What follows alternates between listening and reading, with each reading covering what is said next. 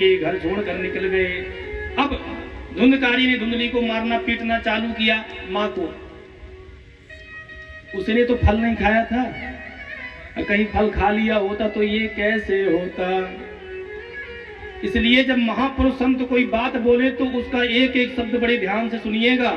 पंडित जी ने क्या गलती करी? पंडित जी को संत ने कहा था खिला देना, पंडित जी दे के चले गए थे।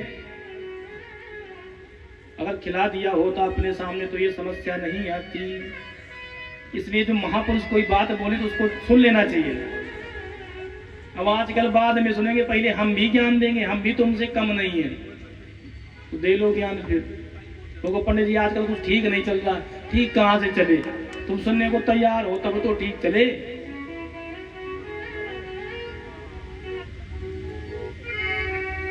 धुंधली को मारना पीटना शुरू किया। धुंधली कुएं में गिरकर आत्महत्या उसने भी कर ली। गोकर्ण जी तीर्थ यात्रा को चले गए। अब धुंधकारी अकेला। सो एक दिन राजा के यहाँ इसने चोरी की, 5 गणिकाओं को घर में लाके रख लिया। राजा के यहाँ बहुत चोरी करके लाया, गणिकाओं को दिया। गणिकाओं ने सोचा ये अगर पकड़ा जाएगा तो हम भी साथ में गेहूं के साथ घुन भी पिसता है। तो रात में ही धुंधकारी को बिस्तर पे ही बांधकर पलंग में और जलते हुए अंगारे उसके मुंह में डाल दिए और भयानक मौत मरा धुंधकारी और भयानक प्रेत बना। अब जब गोकर्ण जी को पता चला तो गया जी में श्राद्ध करके आए। घर आए तो घर में जहां रात्रि में विश्राम किया तो देखा कि एक भेड़ का बच्चा, बस कुछ समय बाद आरती होगी, ज्यादा से ज्यादा 5 मिनट या 7 मिनट, बस इससे ज्यादा नहीं। आज कथा ही 4 बजे प्रारंभ भई, 2 बजे का टाइमिंग है। तो कभी भेड़ का बच्चा घूम रहा है,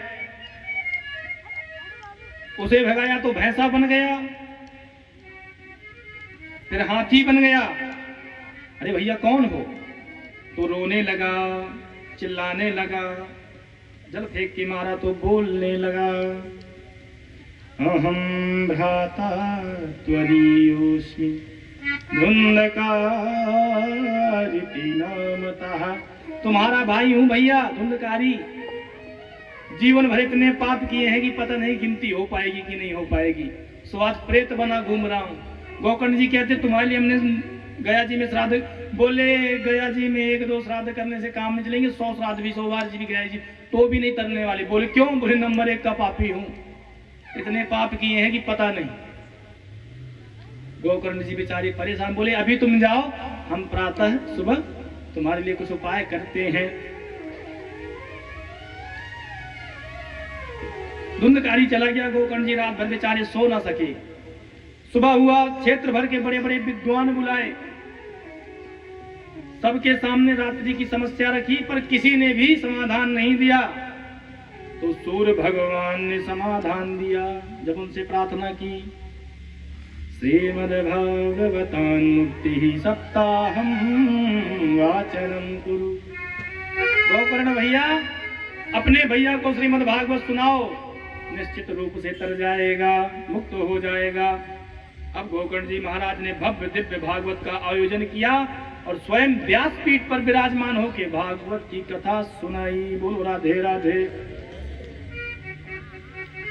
गोकर्ण जी मुक्त कंठ भागवत की महिमा गौरव गाथा गाए जा रहे थे। एक एक दिन की कथा से एक एक गांठ चटकती गई, क्योंकि धुंधकारी 7 गांठ के एक बांस में छुप के बैठा कथा सुधारस का पान कर रहा था, सुन रहा था।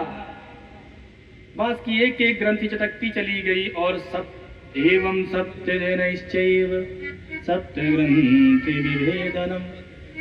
सप्ताह का 7 दिन का सप्ताह संपन्न हुआ तो 7 गांठें बांस की चटक गईं और उसमें से दिव्य रूप धरो जात तुलसी राम मंडता। चतुर्भुज रूप से धुंधकारी प्रकट हो गया। भागवत की गौरव गाथा मुक्त कंठ से गाई। विमान आया, पार्षदों ने हाथ पकड़ा और धुंधकारी को बैठा लिया।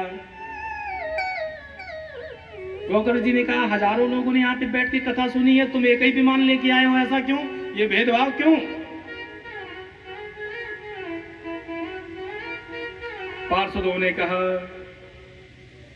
श्रवणस्य विभेदेन फलभेदोऽत्र संस्थितः श्रवणं तु कृतं सर्वैः तदा मननं तथा मननं कृतं। कथा सबने सुनी पर चिंतन मनन किसी ने नहीं किया। श्रवण में भेद हो गया तो परिणाम में भी भेद हो गया। भाई सुनने में भेद हो गया क्योंकि बाकी तो टाइम पास करने आए थे, मुक्त केवल धुंधकारी होना चाहता था तो मुक्त हो गया। जैसे सुनोगे वैसे ही फल मिलेगा। धुंधकारी मुक्त होना चाहता था तो मुक्त हो गया। बंधुओं, श्रवण में भेद तो परिणाम में भेद हो गया। प्रमाण से सुनने से व्यर्थ श्रवण व्यर्थ हो जाता है। जैसे आप जाप कर रहे हो, आपका ध्यान वहां नहीं है, व्यक्ति चित्र से छपा हुआ जाप भी व्यर्थ हो जाता है। तो मुक्त केवल धुंधकारी होना चाहता था सो मुक्त हो गया। ये कल्पद्रुम है, जो कल्पना करोगे वही पूरी होगी। धुंधकारी चला गया और सब सोता बेचारे मुंह लटका के बैठ गए। गोकर्ण भैया ऐसे कैसे, हमारा भी उद्धार करो। गोकर्ण जी ने कहा, चिंता ना करो। तो अगले महीने ही श्रीमद् भागवत का फिर से शुभारंभ हुआ, फिर पुनः कथा भई। और इस बार कथा के विश्राम में, याद रखिएगा, कथा का समापन और कहते नहीं समाप्त हो गया, ऐसा समाप्त नहीं होती कथा, कथा का विश्राम होता है। समाप्त मतलब समाप्त, अब ये उदय नहीं, लेकिन विश्राम मतलब अब ये विश्राम हो गई, फिर होगी, इसलिए कथा का विश्राम होता है। बोलो राधे राधे। इस बार जितने श्रोता थे उतने विमान आए और साक्षात श्री हरि ने प्रकट होकर गोकर्ण जी को हृदय से लगा लिया। बोलो कृष्ण कन्हैया लाल की।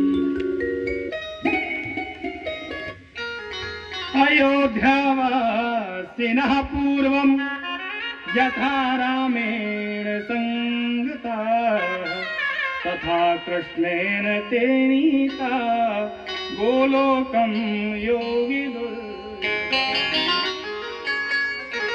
प्रजा सहित जैसे रघुवंश मणि जैसे श्री रामचंद्र जी महाराज पूरी प्रजा को लेकर साकेत गए थे, ऐसे ही गोकर्ण जी महाराज सभी श्रोताओं को साथ लिए हुए भगवान के धाम को चले गए। और आगे सुनिए, ये सांडिल्य मुनि जी चित्रकूट में बैठ के कथा कह रहे हैं, मन गणंत मत समझ लेना कि पंडित जी ने ऐसे ही कह दी। बोलो राधे राधे। ये सनकादिक प्रामाणिकता दे रहे हैं, सबूत दे रहे हैं, सबूत के तौर पे। अब बताओ नारद जी, धुंधकारी जैसा महापापी जो प्रेत योनि में पड़ा था, जब वो तर गया तो छोटे मोटे पापी तर जाए तो कौन सी बड़ी बात है।